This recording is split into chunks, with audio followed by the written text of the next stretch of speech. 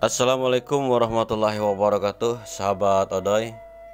Pada perjumpaan kali ini, Kang Odoy masih berada di Desa Susukan Lebak, Kecamatan Susukan Lebak, Kabupaten Cirebon. Ya, menyelusuri sebuah perjalanan yang cukup lumayan melelahkan. Desa Susukan Lebak ini merupakan sebuah desa yang banyak menyimpan sejarah. Dan kita setelah hadir di Desa Susukan Lebak berbincang-bincang dengan seorang tokoh dan seorang pejabat desa, ya, Bapak Lugu di sana.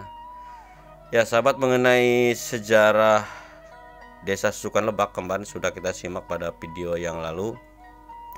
Dan untuk kali ini kita akan menyimak beberapa tempat bersejarah atau napak tilas sejarah beberapa orang perintis, tokoh perintis berdirinya Desa Susukan Lebak. Ada Buyut Silem, ada Mbah Buyut Panipes atau Mbah Buyut Curu Gelandung, ada Buyut Teger, dan ada juga Nyi Rambut Kasih. Ada Mbah Nur Kalam juga, sahabat. Dan mengenai kisahnya kita akan simak saja, jangan di skip dulu sahabat, biar kita tidak gagal paham. Aktifkan lonceng notifikasinya agar bisa menyimak video terbaru dari Kang Odoy, tentunya Kang Odoy Channel, menguak mitos, fakta, dan sejarah.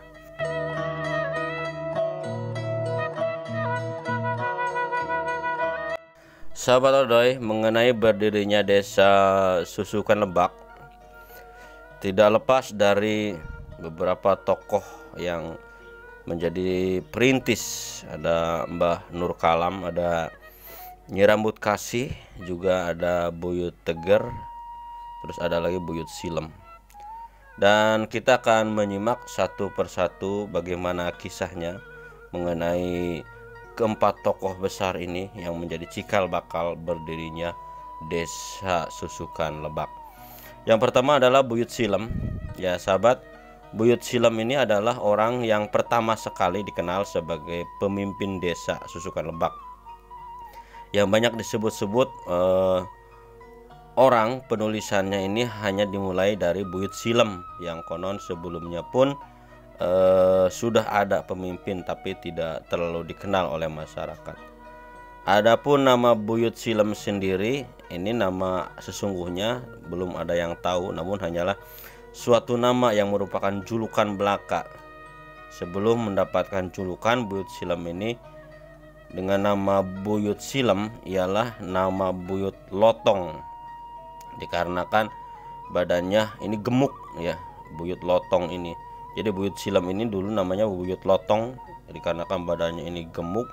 Karena badannya gemuk dan kulitnya hitam legam, Buyut ini mendapatkan nama Silem karena pada masa kepemimpinan beliau keadaan tanah Desa Susukan Lebak ini masih semak belukar dan lokasinya terpencar-pencar, diantaranya ada tanah menger, ada tanah hunyur, tanah pasir, dan tanah munjul.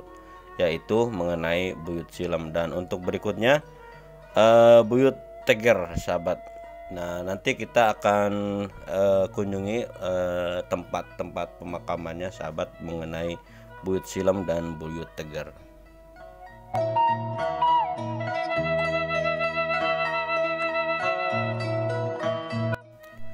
Dan sekarang kita sedang berkunjung ke makam Buyut Teger, sahabat. Ini Buyut Teger ini namanya setelah Kang udah berbincang-bincang dengan Pak Kadus, nama aslinya Buyut Teger ini namanya Jaya Dilaga. Ya, munculnya nama Buyut Teger mempunyai kisah tersendiri, yaitu atas panggilan atau undangan Buyut Silem untuk diminta bantuan sehubung terjadi suatu masalah yang menimpa masyarakat Desa Susukan Lebak, yaitu terjangkit suatu wabah penyakit atau pagebug dulu namanya, ya. Jadi pagi sakit, sorenya meninggal. Begitupun kalau sorenya sakit, paginya meninggal. Dan hanya Buyut Teger lah yang bisa menyembuhkan penyakit tersebut. Nah, petunjuk ini pun didapat dari tapakurnya Mbah Buyut Silem bahwa yang bisa menyembuhkan penyakit tersebut adalah Buyut Teger. Alhamdulillah dengan kedatangan Buyut Teger, ke desa Susukan Lebak dan segala kemampuannya beliau serta atas izin Allah yang Maha Kuasa, seluruh desa Susukan Lebak ini kemudian dapat disembuhkan dan wabah penyakit pun musnah seperti ditelan bumi. Inilah makam Buyut Tegar, sahabat ya. Jadi makam Buyut Tegar ini adalah namanya Jayadi Laga.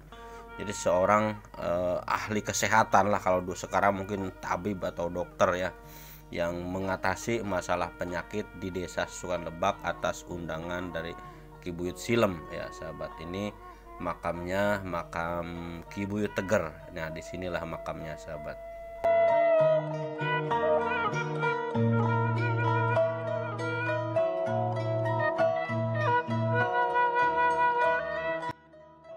Ya sahabat, setelah dari makam Eyang Jayadi Laga atau Ki Buyut Tegar, kita sekarang berkunjung ke makam Mbah Nur Kalam. Mbah Nur Kalam ini adalah orang yang pertama membawa sinar terang bagi rakyat desa Susukan Lebak. Beliau berasal dari desa Talaga Sanghyang, Kabupaten Majalengka. Beliau datang ke daerah Cirebon dalam rangka perjalanan ke daerah timur untuk mencari ilmu dan pernah tinggal di desa Kaligawe serta menetap di desa Susukan Lebak, tepatnya di blok pesantren.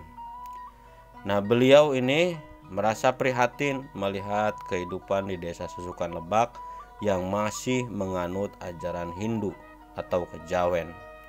Beliau merasa terpanggil dan bertanggung jawab untuk meluruskan dan merubah kehidupan beragama di desa Susukan Lebak ke arah ajaran syariat Islam yang benar.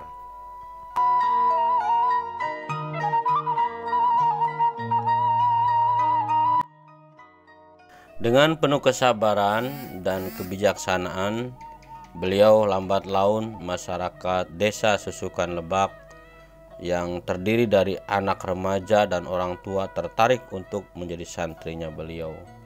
Adapun tempat beristirahat terakhir beliau berada di Blok Curah, desa Susukan Lebak.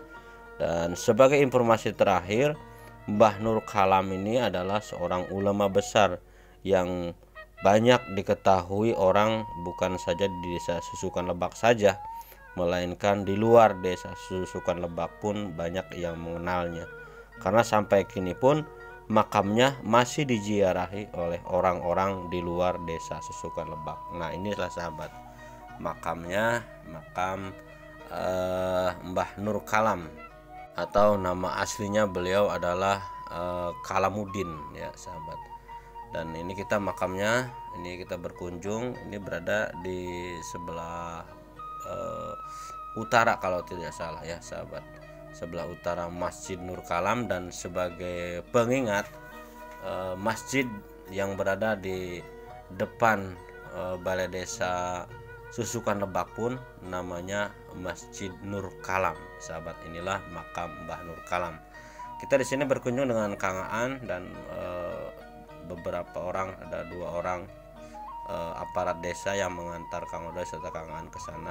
Dan inilah sahabat makam Mbah Nur Kalam atau Mbah Kalamuddin.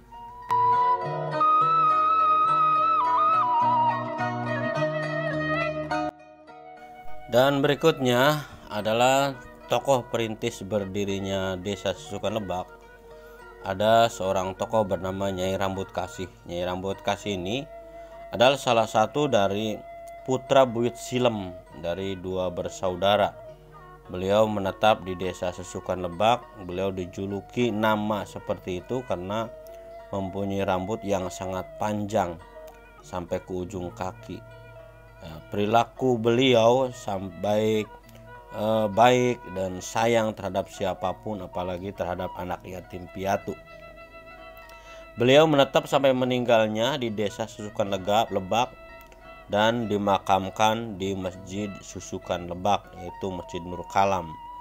Konon orang masih mempercayai bahwa Nyi Rambut Kasih masih berada di masjid dan kolam masjid. Makanya setiap hari Jumat Kliwon, masjid desa Susukan Lebak ini banyak dikunjungi orang, baik dari desa Susukan Lebak maupun dari luar desa Susukan Lebak, yang konon katanya untuk berharap keberkahan dan karomahnya, terutama bagi anak-anak yang lambat jalan, dengan cara menggosok-gosokkan kaki dan badan anak tersebut ke bedug agar bisa jalan. Adapun kolam yang ada di masjid banyak dikunjungi para gadis atau janda untuk mencuci muka agar mukanya bercahaya, konon katanya sahabat ya. Ya, itulah beberapa keyakinan masyarakat yang ada di kita, dan itu adalah merupakan hasanah kekayaan budaya sahabat, dan merupakan kita harus menghormati keyakinan mereka.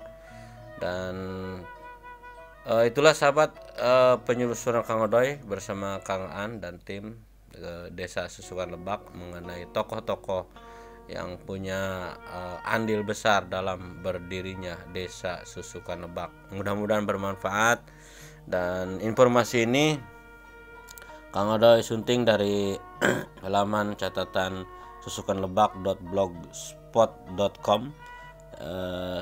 Mudah-mudahan bermanfaat, dan apabila terdapat kekurangan mohon maaf yang sebesar-besarnya.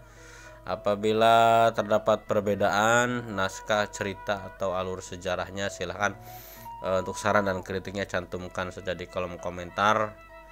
Dan salam hormat buat Pak Kuwu Desa Susukan Lebak, juga seluruh staf jajaran aparat desanya, juga para tokoh sejarah, tokoh agama, dan tokoh masyarakat. Dan jumpa kembali bersama Kang Odoy Channel. Jangan lupa like, komen, dan subscribe-nya. Sebagai penutup, akhir kalam, bila taufiq wal hidayah. Wassalamualaikum warahmatullahi wabarakatuh.